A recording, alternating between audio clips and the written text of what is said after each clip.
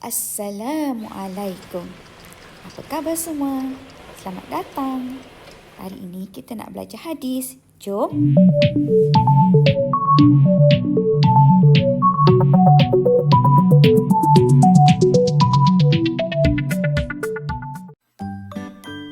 Assalamualaikum murid-murid. Apa khabar semua murid-murid Ustazah yang Ustazah sayangi? Alhamdulillah. Semoga murid-murid sentiasa dalam keadaan yang sihat, walafiat dan dilindungi oleh Allah sentiasa. Baiklah, pada hari ini kita akan mempelajari mata pelajaran pendidikan Islam bidang hadis yang bertajuk Yang Mudah Dikasihi, Yang Tua Dihormati. Baiklah, sebelum itu, murid-murid hendaklah memastikan murid-murid duduk dalam keadaan yang tertib, berpakaian menutup aurat dan jom kita sama-sama membaca doa. A'udzubillahi minasyaitonirrajim. Bismillahirrahmanirrahim. Allahumma ftah alaina hikmataka wanshur alaina min khazaini rahmatika ya arhamar rahimin. Amin. Baiklah murid-murid, di akhir pembelajaran, diharapkan murid-murid dapat mencapai objektif-objektif ini. Yang pertama, membaca hadis yang dipelajari dengan betul. Yang kedua, memahami hadis yang dipelajari dengan baik. Dan yang ketiga, diharapkan murid-murid dapat mengamalkan hadis yang telah dipelajari pada hari ini dalam kehidupan seharian murid-murid.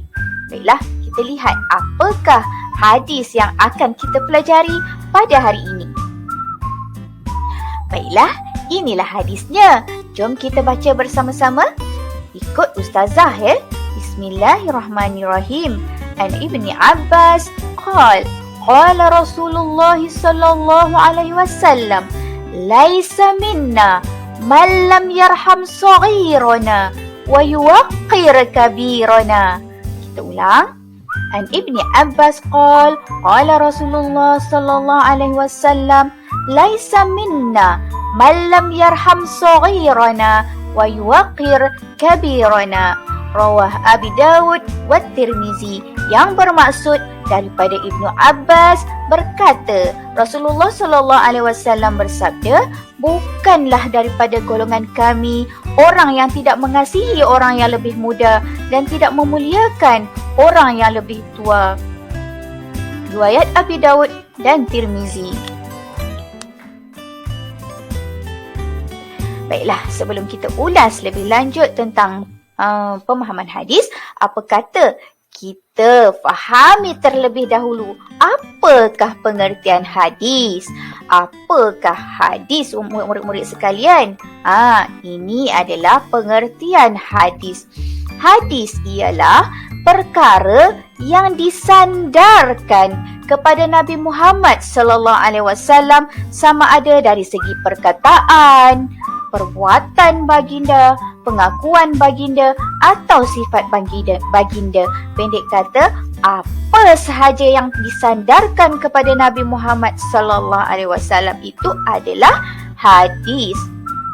Baiklah murid-murid, hadis ini penting kerana hadis merupakan sumber hukum kedua selepas Al-Quran, di mana hadis ini berfungsi untuk menjelaskan hukum yang telah dinyatakan di dalam Al-Quran secara terperinci. Baiklah, kita lihat pengertian hadis. Jadinya di sini kita huraikan satu persatu. Adab mengasihi orang muda. Maksudnya kita yang lebih tua hendaklah mengasihi orang yang lebih muda. Seperti mana kamu hendaklah mengasihi adik-adik kamu, orang yang lebih muda daripada kamu. Begitu juga ayah kamu perlu mengasihi kamu yang lebih muda daripada ayah kamu. Bagaimana caranya murid-murid? Jom kita lihat bersama-sama. Yang pertama, hendaklah berbicara dengan nada yang mesra. Kita hendaklah berbicara dengan nada yang mesra kepada orang yang lebih muda daripada kita, adik-adik kita contohnya. Yang kedua, mewujudkan hubungan yang baik dengan orang yang lebih muda. Jangan bergaduh, mesti berkawan baik-baik, mesti menjalinkan hubungan dengan baik. Yang ketiga, kita hendaklah menasihati orang yang lebih muda dengan kata-kata yang baik. Baiklah, seterusnya kita lihat adab mengasihi orang muda. Yang keempat, hendaklah melihat mereka dengan penuh kasih sayang. Murid-murid, kita hendaklah melihat orang yang lebih muda dengan penuh kasih sayang. Dan yang seterusnya, yang kelima, hendaklah menunjukkan contoh teladan yang baik. Contoh seperti gambar ini, ayah menunjukkan contoh teladan yang baik dengan mengajak ahli keluarga solat berjemaah bersama-sama. Baiklah, yang seterusnya kita lihat pula bagaimana adab menghormati orang yang lebih tua. Kita sebagai anak-anak perlu menghormati orang yang lebih tua daripada kita, sama ada ibu bapa kita sendiri ataupun orang lain. Baiklah, yang pertama, kita hendaklah memanggil orang yang lebih tua daripada kita dengan panggilan yang terhormat. Contohnya, ibu, ayah, kakak, abang kalau adik-beradik kita, ataupun keluarga kita. Kalau bukan keluarga kita, kita panggil dengan panggilan puan, tuan, encik, makcik, pakcik, ataupun mak saudara kita pakcik, makcik, ataupun nenek atuk kita, nenek atuk. Dan jangan sekali-kali menggunakan panggilan yang kasar seperti woi, kau, dan sebagainya dengan orang yang lebih tua daripada kita. Baiklah, yang kedua, kita hendaklah meminta nasihat dan bimbingan. Sentiasalah meminta nasihat dan bimbingan daripada orang yang lebih tua. Kerana apa? Kerana ilmu mereka lebih banyak daripada kita. Pak kata pepatah, mereka lebih banyak makan garam daripada kita. Murid-murid, kita perlu meminta nasihat dan bimbingan daripada orang yang lebih tua. Bukanlah lari dan tutup telinga apabila mereka secara sukarela menasihati kita. Ingat ya murid-murid. Yang ketiga, kita hendaklah taat kepada orang tua kita. Contohnya, sekiranya ibu bapa kita melarang kita melakukan sesuatu perkara, kita janganlah pula melakukan perkara tersebut. Dan apabila kedua orang tua kita contohnya meminta bantuan daripada kita, hendaklah kita membantu kedua ibu bapa kita. Yang seterusnya, kita hendaklah mendahulukan orang yang lebih tua dalam semua hal. Contohnya, ketika beratur menaiki bas, perlu mendahulukan orang yang lebih tua. Contoh yang lain, sekiranya hendak makan, kita perlu dahulukan ibu bapa kita terlebih dahulu. Biarlah kita ambil makanan lebih lambat sedikit. Baiklah, yang seterusnya, kita hendaklah sopan santun dalam berbicara. Jangan sesekali bertutur dengan bahasa yang kasar dan kesat. Ya murid-murid?